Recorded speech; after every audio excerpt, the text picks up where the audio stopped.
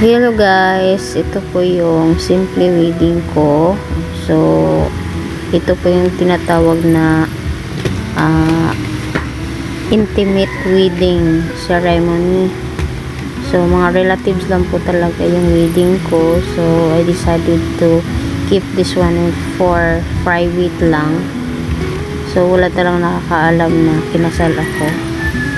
So nagulat yung ibang mga friends ko kasi kinasal na ako.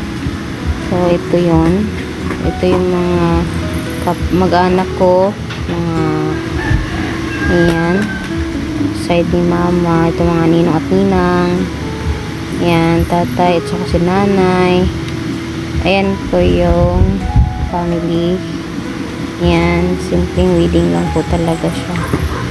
So okay lang guys, importante may basbas at nagsasama kayo na meron kayong certificate na nagpapatunay na legal kayo. Ayan po yung mga nakuha sa aming kasal. So this is my memories to show my Facebook, YouTube channel.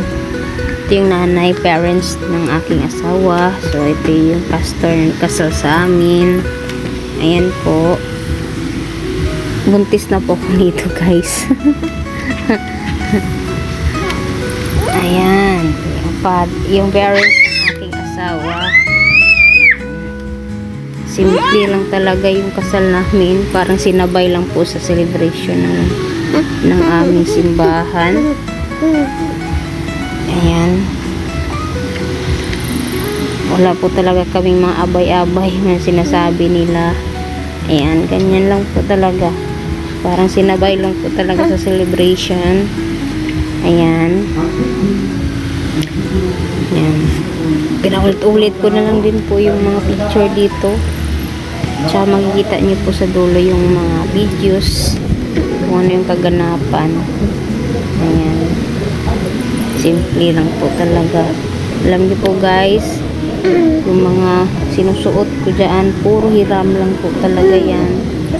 Lahat po yan, mga hiram lang. Wala po akong gaano nagastos. Ang nagastos ko lang po talaga dito is yung litson. Yun po talaga, tapos yung sa marriage license namin. Wala na po talaga akong gastos. Siguro abot na po talaga ng 10K sa kasal. Ganun lang po kasi yung kasal namin. Ayan po yung videos pagpatuloy. Hindi po talaga pagpunta.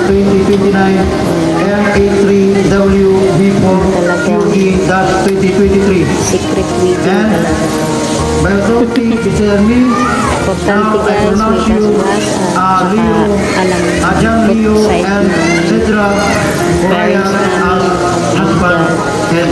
legal age na. So pwede mag-decide sa sarili namin. Hindi po alam guys na sobrang tipid lang po ng oras namin daan. Sobrang siguro mga 30 mas mahaba na 30 minutes. Siguro mga 20 minutes lang po. Kasi gutom na rin po yung mga tao, yung mga ka-church namin.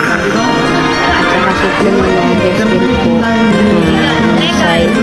At saka para sila na din ako sa pagkakataon ito kasi nandito yung pambalan ko. Very thankful ako kasi sa kabila ng may pasyalan ko siya para mag-proxy sa namin. Naging buo rin yung pagkatao ko. Sana na si Papa. Parang nakikita ko yung reflection ng pero sad to say, namatay siya year 2024. So, sakit sa akin na wala